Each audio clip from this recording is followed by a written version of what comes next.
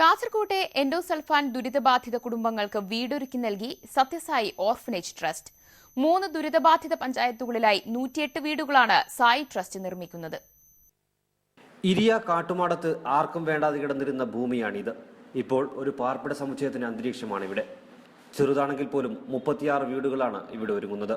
സായി ഗ്രാമം എന്ന ആശയത്തിന് തുടർച്ചയായാണ് കാസർകോട്ടെ എൻഡോസൾഫാൻ ദുരിതബാധിതർക്കായി സായി പ്രസാദം ഭവനങ്ങൾ പണിയുന്നത്. വിഷമഴയിൽ കുതിർന്ന് നരകജീവിതം നയിക്കുന്നവർക്ക് കൈത്താങ്ങേകുന്ന പദ്ധതിയാണ് സത്യസായി ഓർഫനേജ് ട്രസ്റ്റിൻ്റേത്. കുടിവെള്ളത്തിനായി തനത് ജലസ്രോതസ്സുകൾക്ക് പുറമെ കുഴൽക്കിണറുകളുമുണ്ട്. അടച്ചുറപ്പുള്ള വീടില്ലാത്ത ദുരിതബാധിതർക്ക് കോൺക്രീറ്റ് മേൽക്കൂരയുള്ള വീടാണ് നിർമ്മിക്കുന്നത്. കാട്ടുമാടത്ത് 3 വീടുകളിൽ താമസക്കാരെത്തി. 5 വീടുകളുടെ നിർമ്മാണം പൂർത്തിയായി. ബാക്കിയുള്ളവ കൂടി ഉടൻ പൂർത്തീകരിച്ച് വീടുകൾ കൈമാറും. 3 വീടുകളുടെ പണി കംപ്ലീറ്റ് ചെയ്തു. ബാക്കി 3 വീടുകൾ എന്നിട്ട് ഹാൻഡ് ഓവർ ചെയ്ത് അവിടെ ആൾക്കാർ താമസം തുടങ്ങി. ബാക്കി 5 വീടുകളുടെ പണി ഇപ്പോൾ കംപ്ലീറ്റ് ആയിരിക്കുകയാണ്.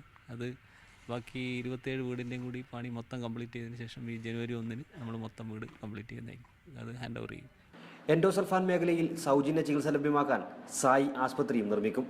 ഇതിനായി പെരിയ കാഞ്ഞിരടുക്കത്ത് സംസ്ഥാന സർക്കാർ സ്ഥലം അനുവദിച്ചിട്ടുണ്ട്. മെഡിക്കൽ കോളേജിൻ്റെ പ്രൊജക്റ്റ് നമ്മൾ കാഞ്ഞിരടുക്കം തന്നെ സ്ഥലത്താണ് ഉദ്ദേശിച്ചത്. അവിടെ സംസ്ഥാന സർക്കാർ നമുക്ക് 10 ഏക്കർ സ്ഥലം തരാമെന്ന് പറഞ്ഞു. അപ്പോൾ അവിടെ ഒരു 200 ബെഡുകളോട് കൂടിയ ഒരു ഹോസ്പിറ്റലാണ് ഉദ്ദേശിക്കുന്നത്. കംപ്ലീറ്റ് ക്യാഷ് കൗണ്ടറില്ലാത്തൊരു ഹോസ്പിറ്റലായിരിക്കും. അതിൽ പിന്നെ എല്ലാ വിഭാഗം, അതായത് സ്ത്രീകൾക്കും കുട്ടികൾക്കും വേണ്ടി സ്പെഷ്യലൈസേഷൻ ആണെങ്കിലും അതിൽ എല്ലാ വിഭാഗം ചികിത്സ അതിൽ ഉൾപ്പെടുത്തിയിട്ടുണ്ടാവും. കിനാനൂർ, കരിന്തളം, പുല്ലൂർ പെരിയ, എൺമകജെ എന്നീ 3 പഞ്ചായത്തുകളിലാണ് സായി ട്രസ്റ്റ് സായി പ്രസാദം വീടുകൾ നിർമ്മിക്കുന്നത്. ഓരോ പഞ്ചായത്തിലും 36 വീടുകൾ.